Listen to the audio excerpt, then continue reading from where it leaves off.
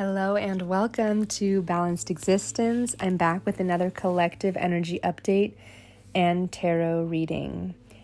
If you've come across this page, I trust that there's something here for you, so I hope you can get cozy and relax and just be open to whatever messages may resonate, and of course using your intuition to attract the guidance that you need in this moment.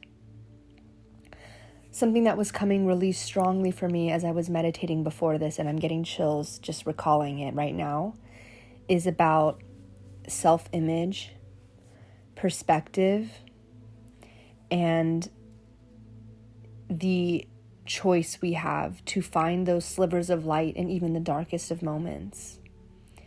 The choice we have to view ourselves in a certain light, in a certain image, and to view ourselves as somebody who can be constantly growing, evolving, and transforming. And this is not just a one-way street. This is not just a message of self. By nature of us being extensions of source energy, this is also mirrored into the collective.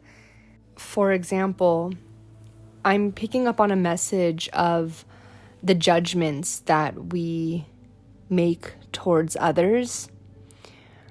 I'm getting that if you're listening to this video, you've been on a journey of releasing judgments and you've come a long way.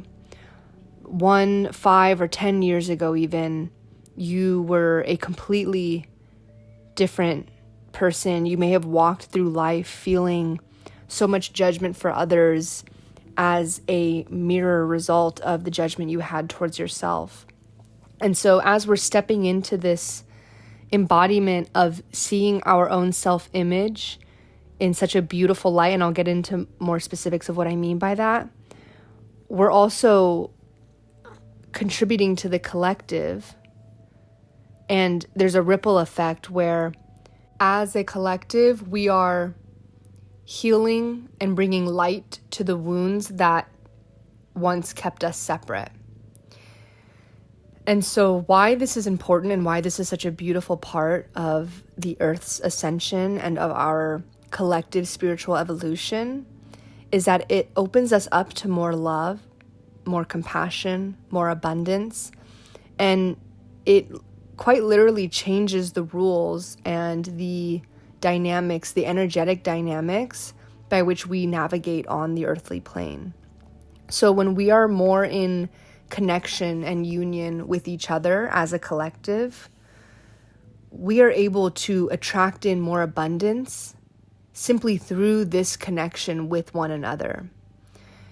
And so in the past, the ways in which we manifested and the ways in which we navigated through life was much more self-focused, almost like a form of being closer to that survival mode. And so as we ascend and as we evolve and as our consciousness expands, we begin to relax into our existence and surrender to our soul's path. And because we're in this state of a relaxed essence, we're not in survival mode, we're not embodying that resistance. That's what allows us to bring in what we desire. And so this is kind of like the framework that we're working with as we seek to evolve ourselves, as we dive deep into our inward journey. There's that ripple effect that's reaching the collective. So that was just coming through really strongly. And so I want to talk more about self-image and more about why, especially for those in twin flame dynamics, whether you are or whether you're not, I trust that there's a message here for you. But you are on this journey of seeing yourself through the lens of abundance, compassion, understanding, and true love of self. And so, of course, we know that when it comes to manifesting the life which we want, an important part of that is to be able to embody the feelings of that which you seek. And so when you're able to see yourself in this brighter light, you've completely leveled up in the game, metaphorically, because you're working with a stronger set of tools. You're working with a higher degree of confidence, of inner wisdom, and you're that much more connected to your heart. And your heart is the one who's driving the manifestation ship, right? Like, your heart is the one that you want to be calling the shots, to be recognizing your soul's dreams. We want to manifest our soul-driven or heart-driven dreams, not the ego-driven dreams. So when your heart is in charge and is calling the shots, then you're aligned with your soul's path.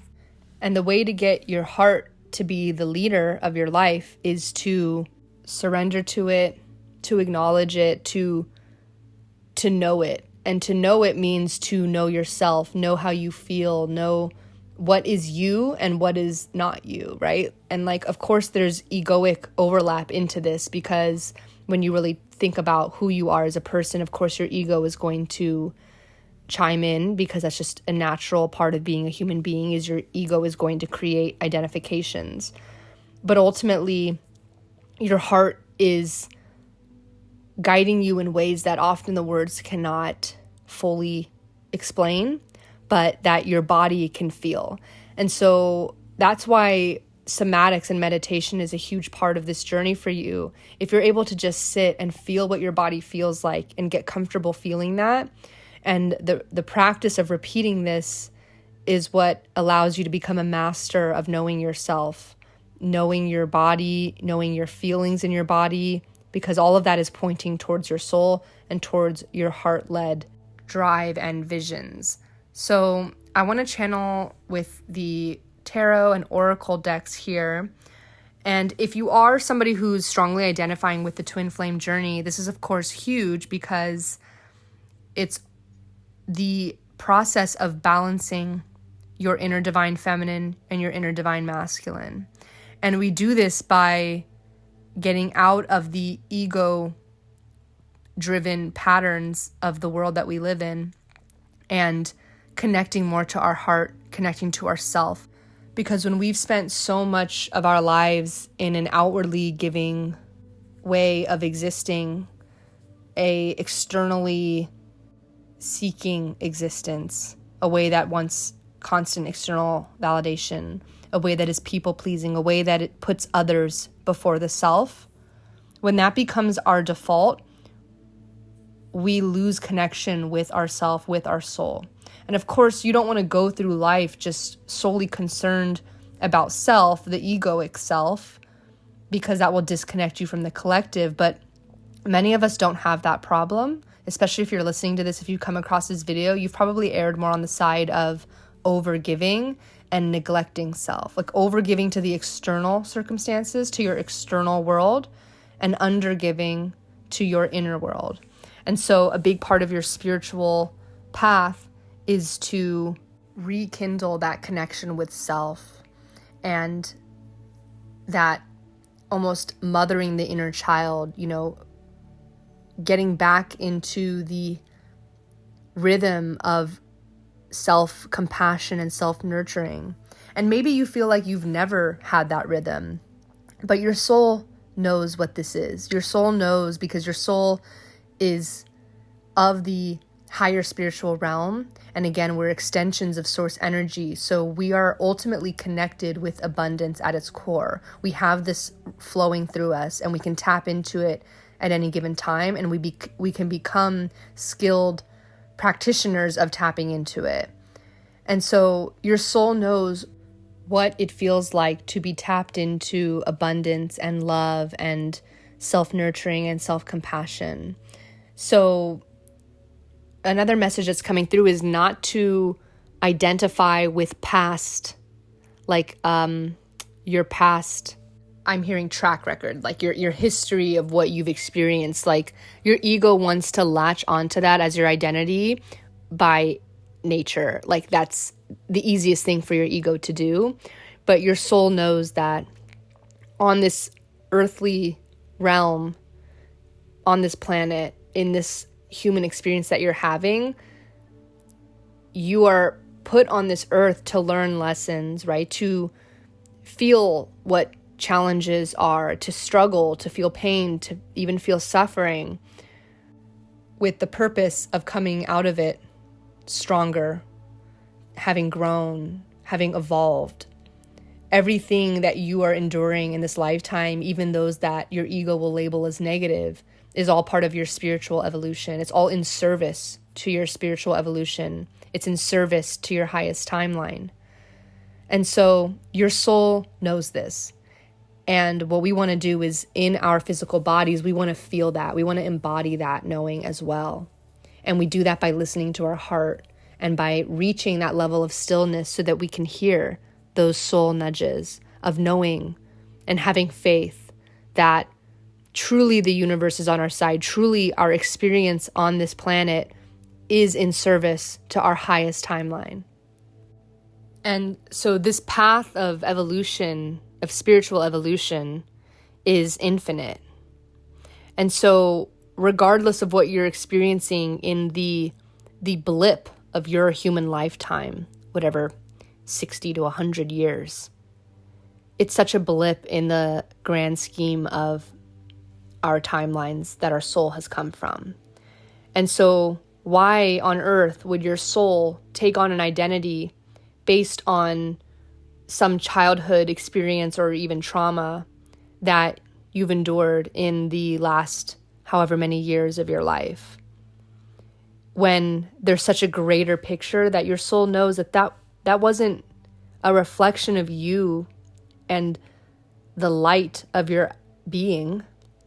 That was just a lesson to serve your spiritual evolution. That was just a challenge or a struggle or an obstacle. Because how are we going to grow if we don't encounter blocks that we have to learn how to work through? So your soul, again, knows this, and it doesn't matter your past. It doesn't matter your past lives. It doesn't matter your past in this human life. And of course, it's a constant back and forth, even a battle at times, of the duality between your soul's knowing and your ego desperately trying to grasp onto these identifications of self, of what it thinks it means to be us, of what it defines our self to be. So there's a constant back and forth, but ultimately your past has nothing to do with this. Your past was just like a story of the game of life, of the game of this spiritual evolution. And I don't say game to undermine the experiences we go through on earth, but just to put into perspective how your soul sees it, right? Of course, it's not all rainbows and butterflies like you might think. When you hear the word game, you might think it's like something that's just fun and lighthearted, and it is very much that, but it's also a roller coaster of an entire spectrum of emotions that we are encountering as we are on this path. And yes, there are dark moments, of course, and that's the duality of the dark and the light, right? So a game is not meant to just imply that it's all meaningless or trivial. It's to just put into perspective that we are in such a zoomed in manifestation or simulation of the wide range, the wide duality of everything we can possibly experience, from shame to enlightenment, or, from fear to love. We are experiencing that all in this physical manifestation. So when we go through those examples of it, of course it's meaningful, because of course it is also in service of your spiritual evolution. But because there are so many infinite ways that we can have this life experience, the word game comes to mind because it's like a fun co-creation with the universe as to what path you get to go on. So linking this back to the concept of self-image, this is the message that Spirit is trying to drive home for you today, which is that don't forget your infinite creator power. this isn't just about, oh, well, this was your past and these are the things you've struggled with and that's your identity. Like, that is when your ego takes the wheel. But when your heart takes the wheel, because again, ultimately, source energy is love. Source energy is abundance at its core. The existence of shame and fear all the way up to love and enlightenment, that duality, that wide range of possibilities, that is the inevitable outcome of energy being manifested in physical form. That is the infinite, when we do a complete 180 from love, what does that give us or lead us to in the physical realm? It gives us fear. And so, of course, those are just natural byproducts of being in this physical incarnation, on this physical earthly realm of that infinite source energy. So I know we're getting super quantum here, but I trust that this is going to land for you. The point that I'm trying to make is that your soul identifies with the abundance and the love of source energy.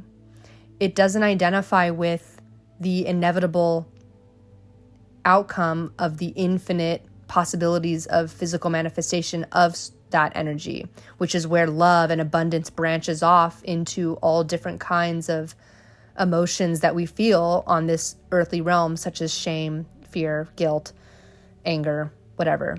So your soul knows at its core, though, that your essence at your core is source energy, is love, is abundance. And you can always tap into that because it is innately running through you. It is innately running through the entire collective. So when we talk about self-image, when we talk about creation, this is ways that we connect with our soul, that we connect with our heart, so that we can lead a life that's going to make us feel good, that's going to bring us closer to love and abundance, because that feels good. That feels better than living a life of shame. And so ultimately, it's a simple choice we make. And regardless of the cards we were dealt, of the childhood we had, of the life circumstances we have, we all have this ability to tap into creator energy, source energy, and again, feed and nurture that spiritual evolution that's going to bring us to more feelings of love, more feelings of enlightenment, more feelings of peace, more feelings of compassion, understanding, of inspiration, of creative flow. So if you are coming across this video, I trust that this is going to resonate in the way that it needs to. And I want to pull some cards as to some messages of guidance here. We have the 9 of Wands and the 10 of Wands. I feel like we got these cards recently. And I said before that, I swear I shuffle the cards. And then I get the same cards that come out. And so it just confirms to me how much Spirit wants to reiterate these messages. With the 9 and 10 of Wands together, the 10 of Wands can symbolize feeling overburdened. Maybe you feel... I can go on this tangent here, as I've been doing for already almost 20 minutes, about how you are at your core, made of light and of love and abundance, and how, your soul and your heart should lead the way. But when you're in the physical realm and you're going through all kinds of emotions and all kinds of life experiences, of course, there's going to be 10 of Wands moments. There's going to be moments where you lose faith, or you feel uninspired, or you feel overwhelmed, or even maybe your spiritual journey itself can feel overwhelming sometimes. And even speaking this, I'm feeling some tightness in my throat chakra. So, maybe you feel like there's this kind of lack of community or lack of people you can speak to about this or communicate about this to, or maybe you have some needs that you haven't been fully communicating and you feel overburdened by. Or maybe you have a truth that you feel burdened to speak on.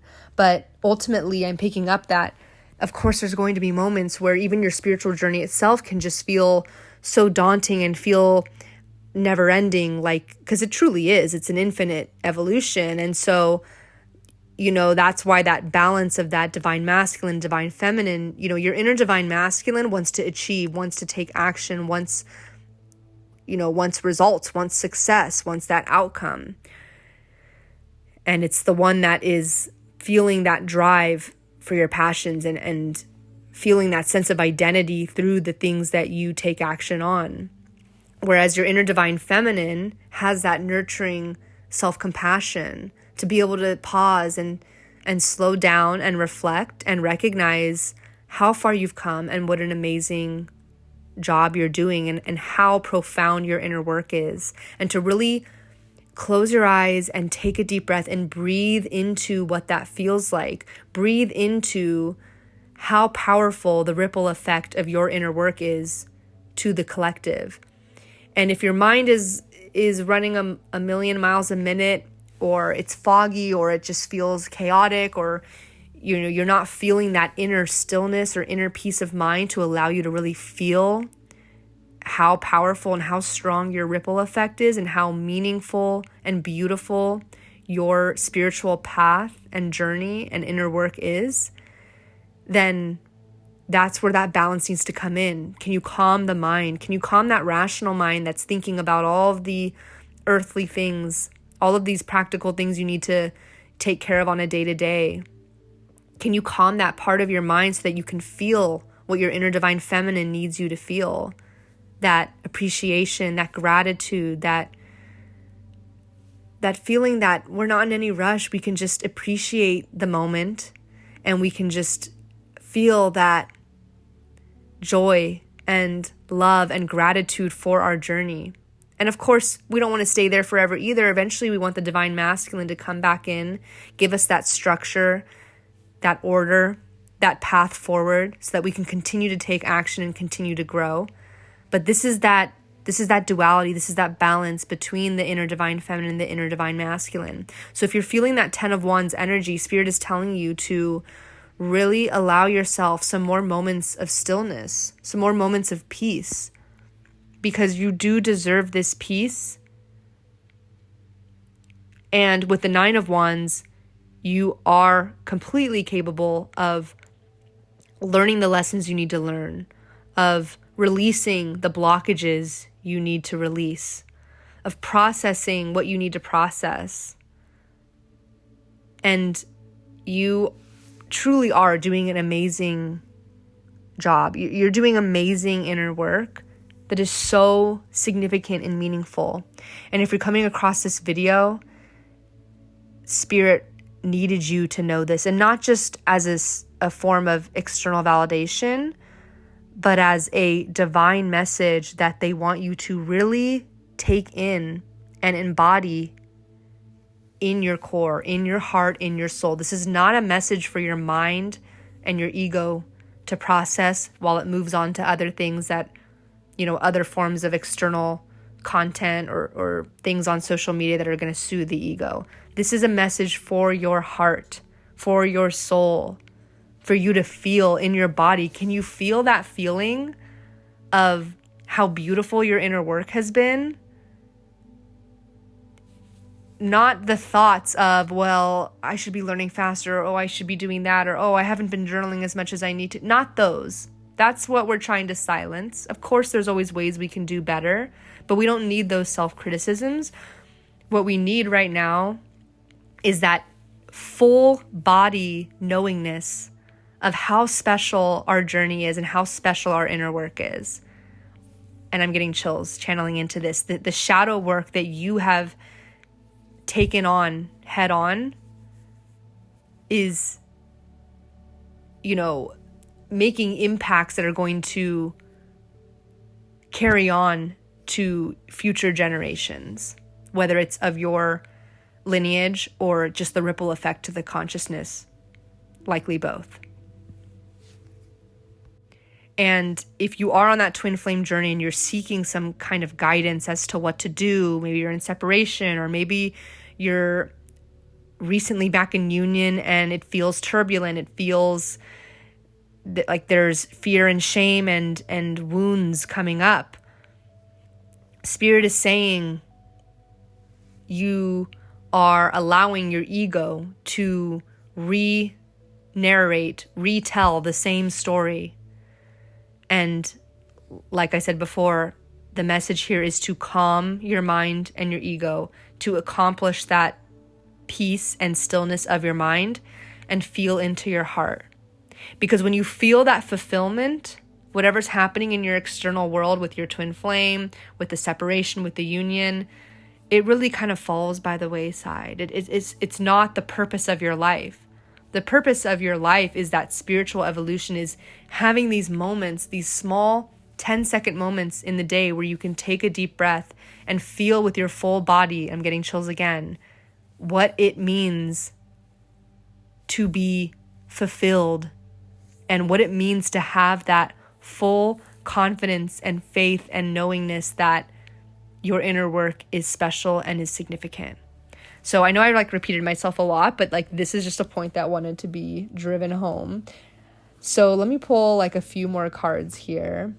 We have the Ace of Cups. Okay, that's beautiful. I'm going to pull some oracle cards because I feel like the Nature Whispers definitely has a message for us here. So we have clear out the old. Wow. Yeah, I mean, it's always just so aligned when I pull these cards. We also have fresh approach. Yeah, hand in hand, exactly the message we're trying to get through today. So before I touch on these oracle cards, the Ace of Cups, you are not just calming the mind and calming the ego, but you are really tapping into how these things feel in your body. And when we talk about the body, we're talking about how we feel. We're talking about our feelings, our emotions, and that's where that Ace of Cups is coming in. You're not just going through your day, not allowing your ego to take over. You're very much doing that, but you're also going through your day feeling this sense of fulfillment, this new life. You've really stepped through this portal. You've quantum leaped to this new timeline. And slowly but surely, you're building up more and more experiences, more and more of your day-to-day are you spending in this beautiful Ace of Cups, new beginning of feeling positive emotions about your life, of not allowing the ego to narrate the past, history, but feeling the full body, again, the full body positivity and love and abundance. When people say, there's a saying that's popular on social media, if it's not a full body yes, it's a no. It's like that. When we talk about full body yes, we talk about feeling something in your body, the feeling that brings you chills. For me, I get chills a lot when I'm getting spiritual confirmations. That may resonate for you as well. You may have other feelings you get in your body. I've also gotten feelings where I get in more negative scenarios, I'll get a tightness in my stomach. So that's telling me what's not aligned. But you may have other examples of ways that your body gives you confirmation in your feelings. Maybe you feel an openness in your chest, or I was even saying before, another example of a more negative bodily signal is the closing of your throat or even a headache.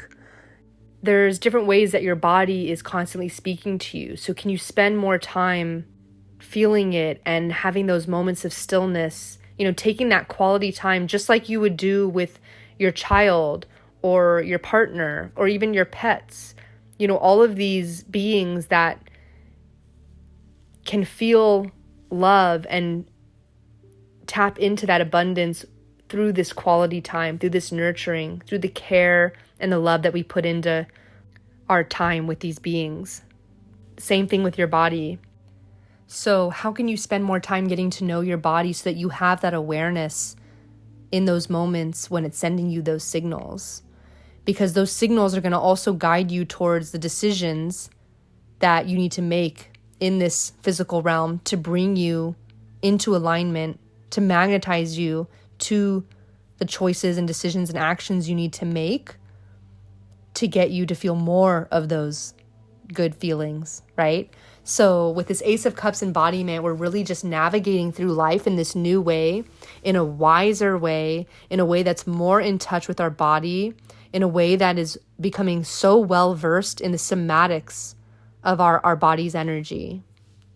So with these oracle cards, when we have the clear out the old card, I mean, this is exactly what I'm talking about. I'm talking about clearing out this way of existing where your ego is taking control and where you identify with the stories of your ego. When your body is right there sending you signals, sending you good feelings, magnetizing you to things that are in alignment with the energetic frequency of your body, of your feelings. Your heart's energetic frequency is 60 times more powerful than that of your mind. So, of course, our mind is powerful. And of course, as we do the somatic work through our body, it's going to help with those subconscious thought patterns. When you feel good in your body, you're going to feed that into your mind, right?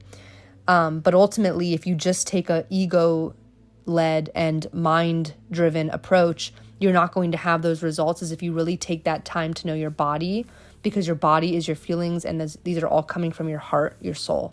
So with the clear out the old, again, we're just moving out of this old timeline where we let our mind narrate these stories.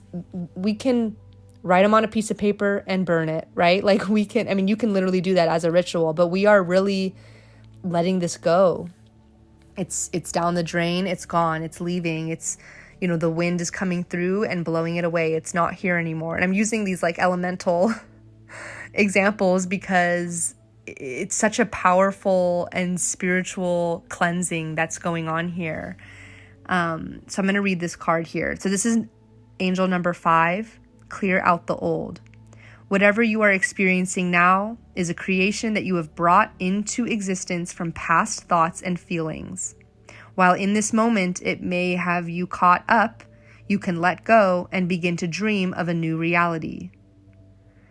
Isn't that what I just said? Like, get rid of the old narratives that are based on our past history and step into this new timeline, walk through that new portal.